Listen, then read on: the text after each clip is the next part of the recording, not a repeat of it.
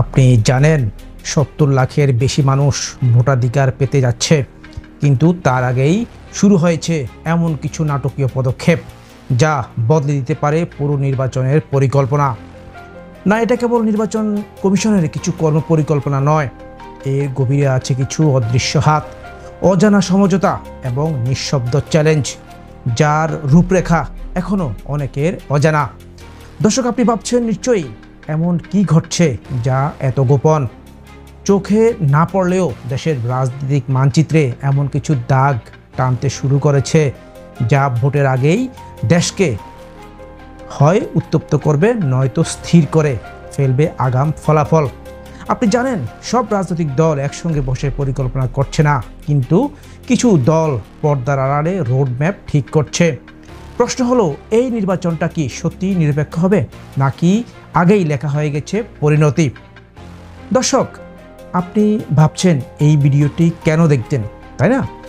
জানুন, আপনি জানতে পারবেন কিভাবে ভোটের আগেই পুরা প্রশাসন নিয়ে শুরু হয়েছে রূপ বদলের খেলা। আপনি বুঝতে পারবেন নির্বাচন কমিশন সামনে কি কি কৌশল নিচ্ছে এবং কোনটা সত্যিকারের পদক্ষেপ আর কোনটা লোক দেখানো। আপনি জানতে পারবেন মাঠ প্রশাসন, রাজনৈতিক সমঝোতা আর অপ্রকাশিত বৈঠকগুলো কিভাবে এই নির্বাচনের রূপরেখা ঠিক করছে। এবং ভিডিওর শেষে এমন একটা তথ্য জানাবো যেটা জানলে আপনি চমকে যাবেন।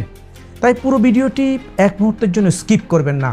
এর আগে ছোট্ট অনুরোধ, এমন বিশ্লেষণমূলক কন্টেন্ট পেতে এখনই সাবস্ক্রাইব করুন আমাদের ইউটিউব চ্যানেলটি আর ফলো করুন আমাদের ফেসবুক পেজটি। চলুন উন্মোচন করি আড়ালের অজানা। এবার শুরু করছি মূল বিশ্লেষণ। প্রথমে দেখি নির্বাচন কমিশনের প্রস্তুতি আসলে কোথায় গিয়ে দাঁড়িয়েছে। ইসি সূত্র বলছে ইতিমধ্যে কাজ শুরু হয়ে গেছে, এমনকি ভোটার তালিকা হালনাগাদ, আসন পুনর্নির্ধারণ, ভোটকেন্দ্র স্থাপন সবই এগিয়ে চলছে। প্রায় ৬০ লাখ নতুন ভোটার তালিকাভুক্ত এবং ২০ লাখ মৃত ভোটার বাদ দেওয়া হয়েছে। আপনি জানেন এসবই তফসিল ঘোষণার আগেই শেষ করতে হয়, তার মানে ইসির ঘড়ি চলতে শুরু করেছে। চলুন এবার বুঝি এরপর কি। মাঠ পর্যায়ের কর্মকর্তাদের নির্বাচনকালীন প্রশিক্ষণ ও প্রস্তুতি হচ্ছে। জেলা প্রশাসক, ইউএনও এবং প্রিজাইডিং অফিসারদের তালিকা তৈরি করা হচ্ছে। কিন্তু আপনি জানেন কি, এই লোকজনের নিরপেক্ষতা নিয়েই প্রশ্ন সবচেয়ে বেশি, কারণ তারা সরকারেরই নিয়োজিত, অথচ তারাই নির্বাচনে কমিশনের হয়ে কাজ করবে। তাহলে প্রশ্ন দাঁড়ায়, নিরপেক্ষতা নিশ্চিত করবে কে? চলুন দেখি এরপর কি ঘটছে। সাম্প্রতিক একটি বৈঠক লন্ডনে তারেক রহমান আর ডক্টর ইউনূসের মধ্যে হয়েছে। বিশ্বাসযোগ্য সূত্র বলছে ২০২৬ সালের ফেব্রুয়ারিতে জাতীয় নির্বাচন আয়োজনের এক বিকল্প প্রস্তাব নিয়ে আলোচনা হয়েছে। সরকার এখন তা নিয়ে ভাবছে না, কিন্তু অপ্রত্যক্ষভাবে হয়তো প্রস্তুতি নিচ্ছে। আইন শৃঙ্খলা রক্ষাকারী বাহিনীকে বলা হয়েছে সুষ্ঠু পরিবেশ নিশ্চিত করতে। এটাই কি অগ্রিম ট্যাম্পারিং নয়? আপনি ভাবছেন তো এত আগে কেন এসব ব্যবস্থা? চলুন এবার বুঝি রাজনৈতিক অঙ্গনের পেছনের খেলা।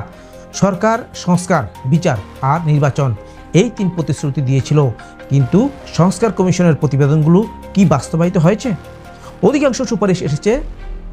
অধিকাংশ সুপারিশ এখনও পড়ে আছে আলমারিতে। বিচার প্রক্রিয়াও চলছে ঢিমে তালে। প্রশ্ন জাগে, যদি নির্বাচনে সবচেয়ে গুরুত্বপূর্ণ হয়, তবে বাকিগুলো কি শুধুই ধোঁয়া?